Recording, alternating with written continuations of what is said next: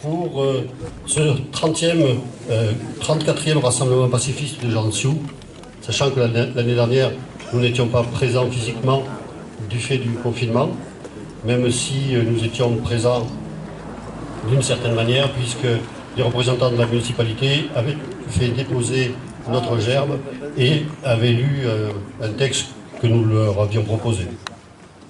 Et j'en remercie la municipalité de Jiangsu. Je remercie particulièrement ceux qui viennent de loin et qui ont fait de la route, comme on dit, pour se joindre à nous. C'est ainsi que je remercie ceux du Puy-de-Dôme, de la Lozère, de la Dordogne, du Gard, du Loiret et nos amis et voisins corréziens et aubiennois. Et l'Autois, j'entends qu'il y a des gens du Lot qui se manifestent. Je regrette apparemment l'absence de la LDH avec qui nous avions discuté, qui devait être là. S'ils sont là, il est encore temps de se manifester au micro. Je remercie Madame Jeanne-Marie Reynaud du mouvement de la paix de la Creuse, toujours fidèle à notre rendez-vous annuel, qui prendra la parole tout à l'heure. Je remercie le camarade Laurent Marguerita, secrétaire général de l'UD-CGT de la Creuse, qui prendra lui aussi la parole. Je remercie David Grosvalet, qui représente l'Union départementale CGT-FO, qui prendra lui aussi la parole. Tous deux, par leur présence, nous rappellent que sous l'uniforme de 1914-1918, c'était pour une part essentielle des prolétaires qui s'entretuaient, ouvriers et petits paysans. Je remercie M. René Burger, représentant de l'Union pacifiste. Je remercie Monica Jornette, que je prie de venir me retrouver ici au micro, qui prendra la parole, merci, qui prendra la parole comme représentante de la Fédération nationale de la libre pensée, qui, je l'espère, elle qui vient du Loiret, comme je vous l'ai dit tout à l'heure, aura pu apprécier la flamboyance de nos paysages d'automne et aura eu le temps de découvrir Aubusson où elle a fait étape. Bien sûr, je remercie l'équipe municipale de Jiangsu, notamment Benjamin Simon, qui nous a facilité l'organisation de cette journée militante. Vu la liste que je vous ai donnée, il y a beaucoup d'inscrits. Je vais donc essayer d'être bref et aller à ce qui me paraît être l'essentiel. Dans notre lutte contre la guerre, le militarisme et le commerce des armes, nous menons campagne depuis des années contre une pratique abominable de la hiérarchie militaire pendant la guerre de 1914-1918, à savoir les exécutions sommaires pour l'exemple. Nous dénonçons cette justice expéditive qui, à défaut d'établir la culpabilité individuelle d'un présumé innocent, utilisait la responsabilité collective pour désigner une victime expiatoire, non pour rendre la justice, mais pour conforter la discipline, par la terreur. Depuis des années, nous exigions la réhabilitation collective de tous les fusillés pour l'exemple, au nombre approximatif de 700, dont une infime partie seulement avait été réhabilitée par les juridictions idoines. Je rappelle pour ceux qui ne le savent pas, qu'il y a au cimetière de Bruyères de Bassivière la tombe de Félix Baudy, qui fut un de ces fusillés pour l'exemple. Lui, il a été réhabilité dans les années 30 du fait de l'activité inlassable de ses camarades du syndicat des maçons de Lyon, du syndicat CGT des maçons de Lyon. Les années sont passées. Les majorités, comme les présidents, se sont succédés, de droite, de gauche. Ni de droite, ni de gauche, ou sa variante de droite et de gauche. Mais personne jusqu'alors n'avait eu le courage politique de s'engager dans cette voie. Il se trouvait même, 100 ans après, des matamores aux torses bombés dans le théâtre de marionnettes politiques de la Ve République pour venir encore justifier l'innommable. Aujourd'hui enfin, je suis heureux et fier de vous annoncer ici à Jiangsu, là où tout a commencé il y a plus de 20 ans, qu'un projet de loi vient d'être déposé par des parlementaires du groupe de la France Insoumise en vue de la réhabilitation tant attendue par nous tous. Bien sûr, ce n'est pas encore gagné, Et les institutions n'ont pas dit leur dernier mot, qui font obstacle toujours à ce que des projets de loi non pilotés par l'exécutif puissent aboutir. Ce n'est pas la voie royale. Il faudra utiliser ce que l'on appelle un cavalier législatif, une espèce de fourre-tout, dont certains ne manqueront pas de contester la légitimité constitutionnelle. Quoi qu'il en soit, nous avons un rôle à jouer et il nous appartient d'aller démarcher dans nos départements réciproques tous les députés pour leur demander de soutenir cette initiative et nous informerons la population des positionnements des uns et des autres. Je pense que d'autres qui vont me succéder au micro donneront plus de détails sur cette avancée magnifique. Voilà, encore une fois, réhabilitation de tous les fusillés, maudite soit la guerre. Je vous remercie.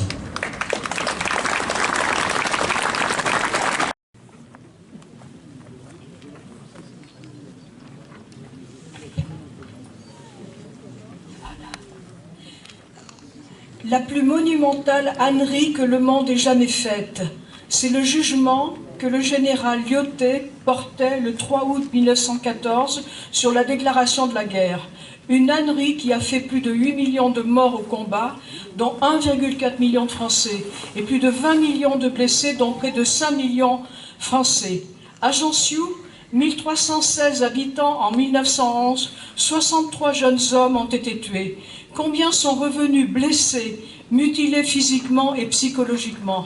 Cette guerre a été un massacre voulu, programmé, préparé, organisé. Les guerres ne règlent rien. Dès la défaite de 1870, la guerre suivante a été programmée. Immédiatement, la guerre de 14-18 est entrée dans sa phase de préparation. L'étape première était de convaincre le peuple que la guerre suivante s'imposait. L'esprit de revanche aux couleurs du patriotisme a baigné la société française pendant 40 ans. Les voix discordantes ont été muselées jusqu'à tuer Jaurès. Pour bien pénétrer les esprits, les créateurs de chansons populaires ont été mis à contribution. Les messages circulaient largement par cette voie. Au-delà des médias de l'époque, une autre courroie a été mobilisée, l'école. Alors que localement, les écoles étaient déjà impliquées dans la formation militaire, en 1882, Paul Bert, ministre de l'Instruction publique et des cultes, crée au sein de son ministère une commission d'éducation militaire et organise les bataillons scolaires. Devant les instituteurs en 1884, devant les instituteurs du Lot, il déclare « Nous devons faire, par une éducation commencée à l'école avec vous, continuer au régiment avec vous, de tout enfant un citoyen, de tout citoyen un soldat ». En 1888, Émile Lavis publie un livre destiné aux écoliers titré « Tu seras soldat », dans lequel il romance l'art de la guerre. Confrontés à l'horreur de la guerre, combien de jeunes de France ont évoqué les écrits d'Émile Lavis lus à l'école de leur enfance? En 1924, les citoyens de Jansiou ont gravé « Maudite soit la guerre » sur leur monument aux morts. Les 12 et 13 juillet 1936, lors du rassemblement international de Verdun, les anciens combattants ont proclamé « Nous dirons d'un mot bref et simple que nous voulons la paix et que nous ne voulons que la paix ». C'est pour relayer ces messages que nous sommes là. Nous, pacifistes, soyons vigilants. Alors que dans une débauche de moyens financiers, on invente, on fabrique, on teste des armes, le gouvernement actuel met en place à grands frais le service national universel. Ce dispositif cible les jeunes de 15 à 16 ans. Au nom de la citoyenneté, on y inculte des valeurs d'ordre militaire, étrangères aux valeurs humanistes dont l'école est porteuse. Ne nous laissons pas leurrer et faisons-le savoir. Nous voulons la paix, nous ne voulons que la paix, maudite soit la guerre.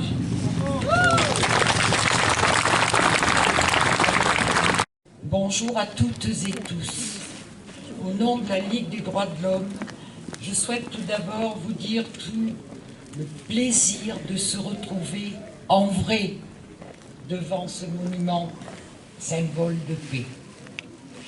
Mais dire aussi toute l'indignation de devoir encore et toujours plus de 100 ans après la Grande Guerre, réclamer que l'honneur de soldats et de leurs familles ne soit plus sali. Bien sûr, l'annonce de ce projet de loi déposé par des députés est une bonne nouvelle. Faisons tout pour qu'elle aboutisse et qu'elle soit enfin une réalité. Pour la Ligue des droits de l'homme, la dénonciation des injustices commises par les tribunaux militaires durant ce conflit a été l'un de ces grands combats dans le prolongement de l'affaire Dreyfus. Et là aussi, l'affaire Dreyfus, dont aujourd'hui un candidat potentiel à la présidence de la République remet en cause l'innocence.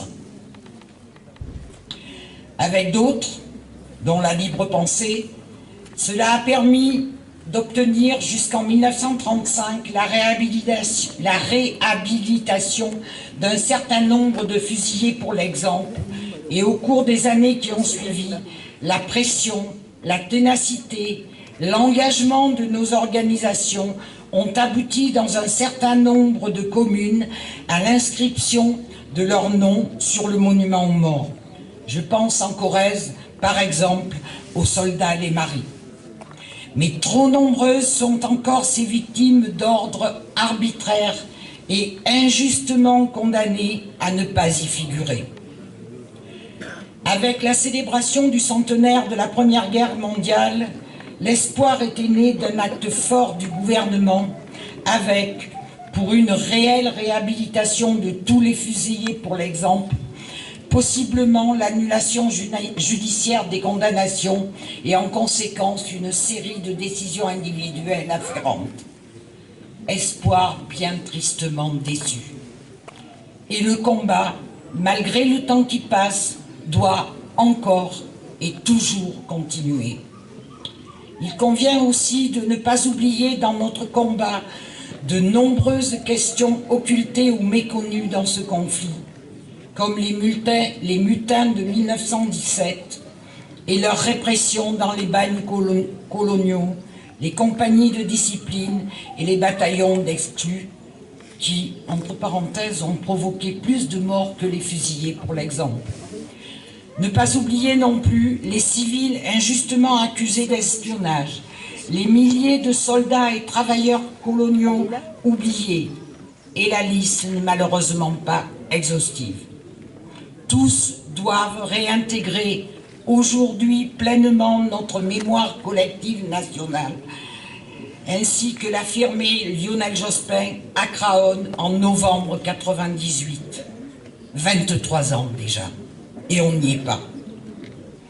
Plus que jamais, aujourd'hui, dans un contexte où la démocratie peut à tout moment vaciller sur ses fondamentaux, nous devons collectivement nous élever contre l'arbitraire, l'injustice, la discrimination de quelque nature qu'elle soit, et défendre sans relâche notre devise républicaine, liberté, égalité, fraternité, à laquelle permettez-moi d'ajouter la laïcité et la solidarité. Je vous remercie.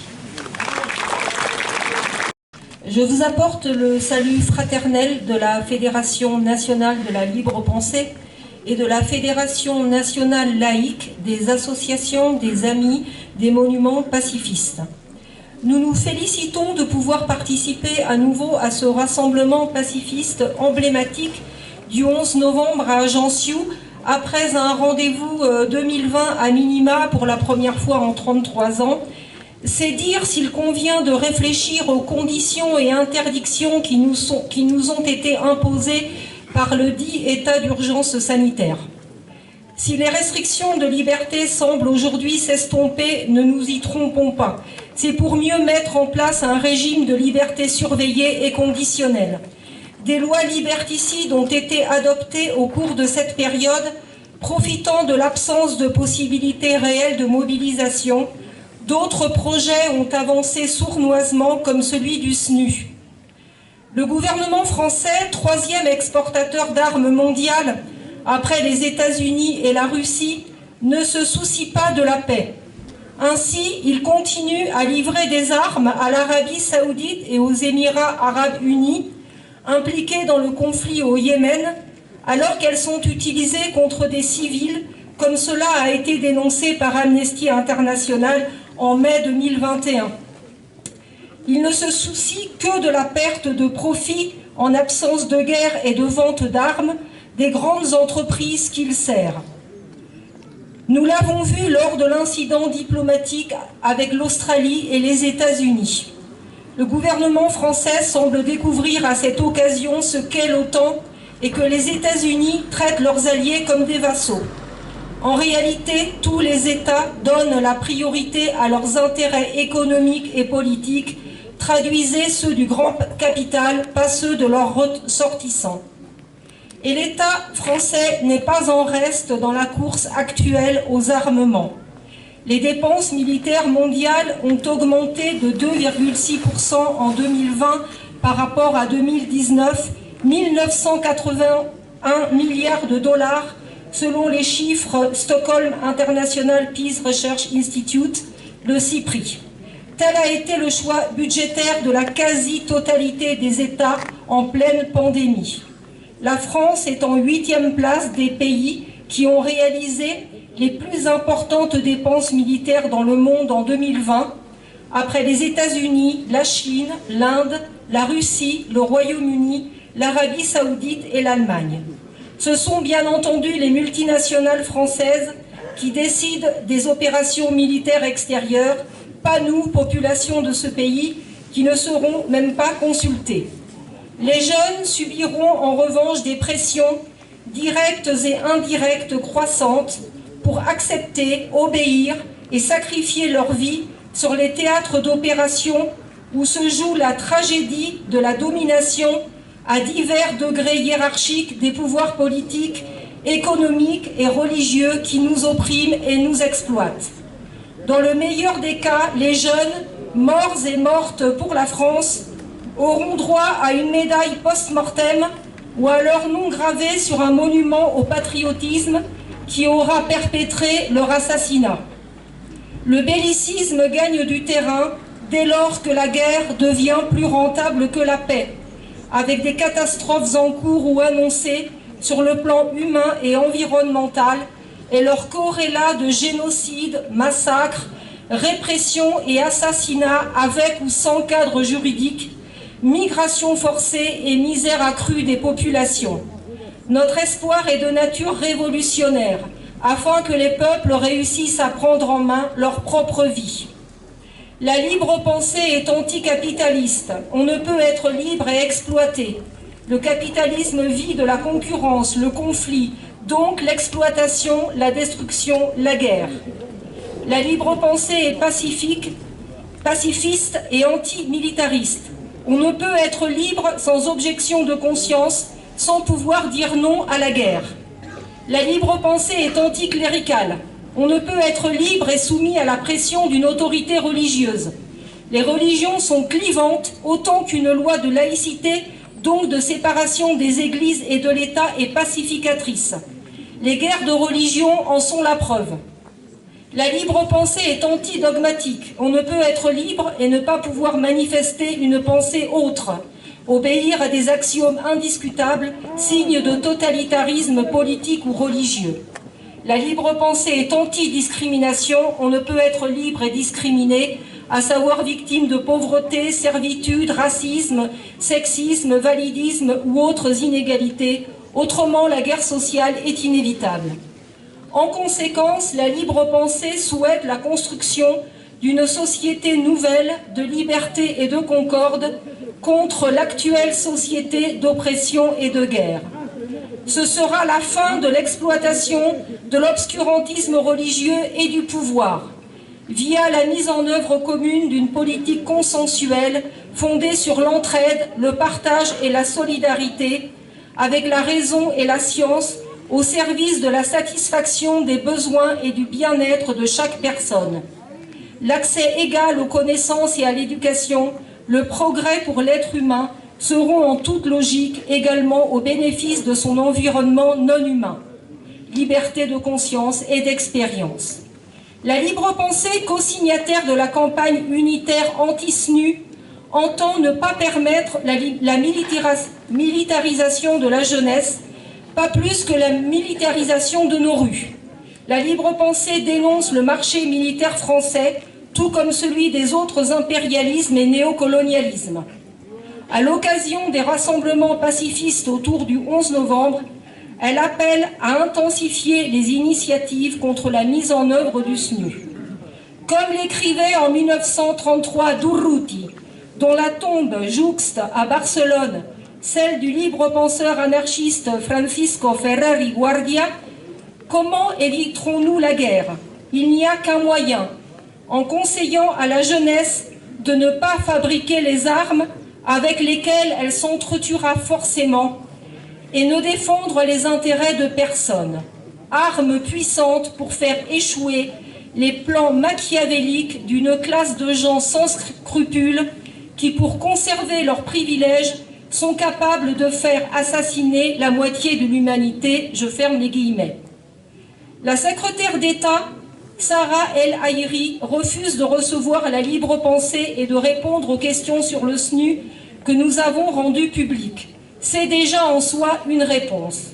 Alors nous réaffirmons aujourd'hui, 11 novembre, non à l'embrigadement des mineurs, hommes et femmes, pour servir les causes, entre guillemets, qu'on leur dictera, non à l'endoctrinement nationaliste de la jeunesse, non à l'autoritarisme assorti de répression de la désobéissance et de restriction de liberté, non au volontariat obligatoire, non à la militarisation de l'éducation nationale, non à un contrat républicain imposé, étendu à toute la population, non à la soumission, non à l'uniforme, non au SNU et maudite soit la guerre.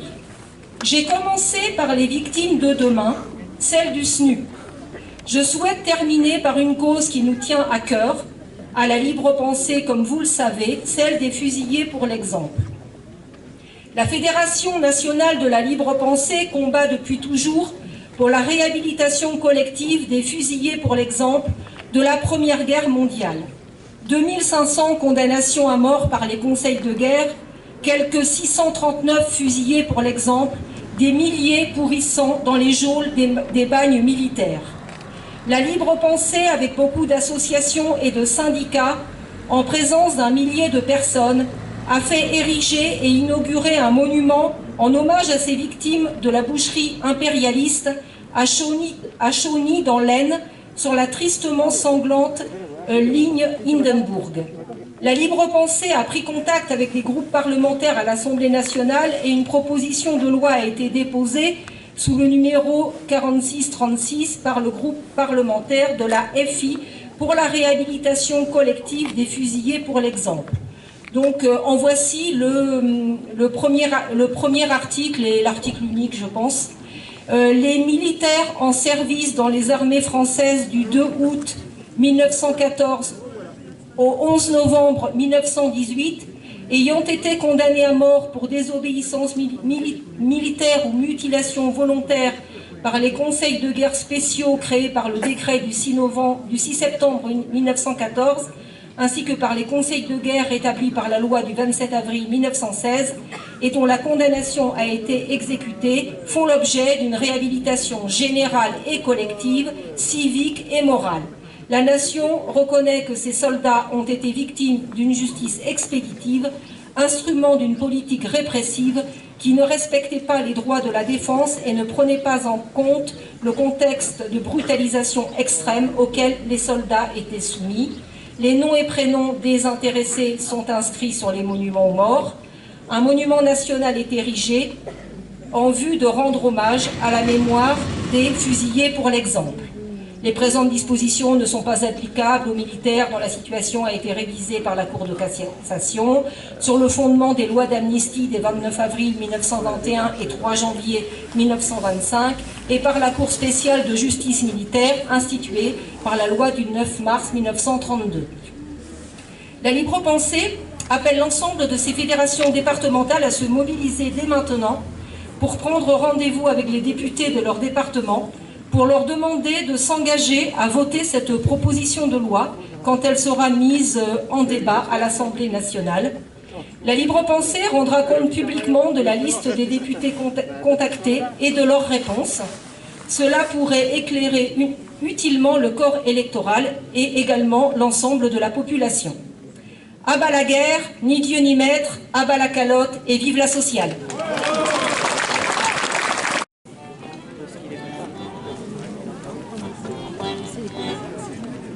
Oui, c'est la libre pensée de la Corrèze.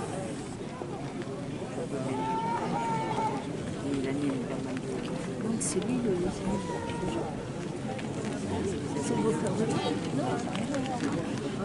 Allez, tous ceux qui veulent venir chanter, approchez-vous un petit peu.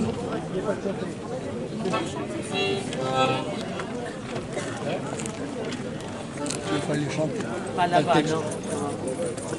Ici, c'est très bien.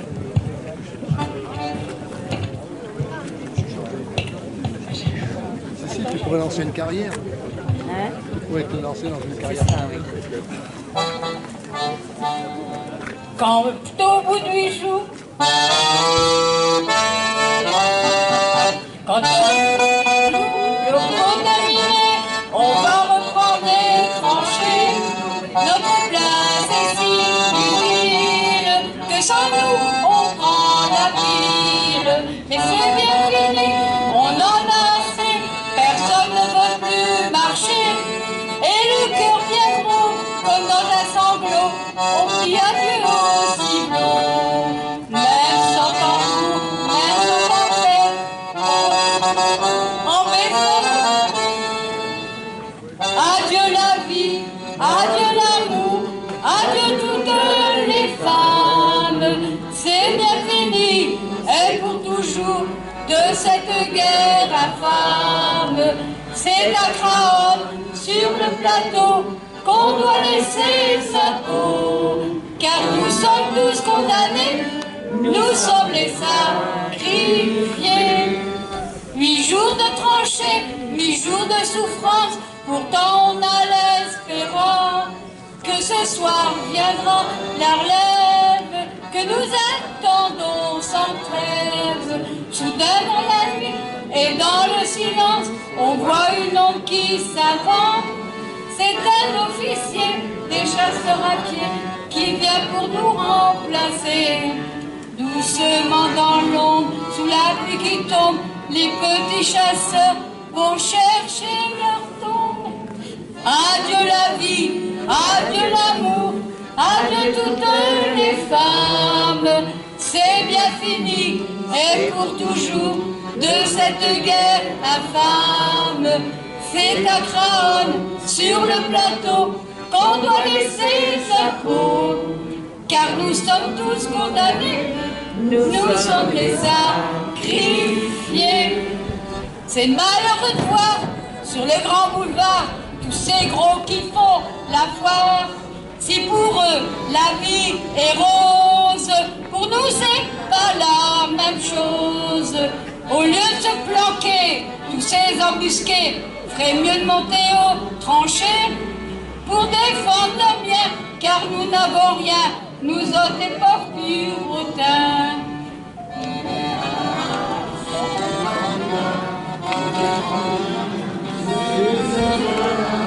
Ceux qui ont le pognon, ceux-là reviendront, car c'est pour eux qu'on crève. Mais c'est bien fini, car les troufions vont tous se mettre en grève.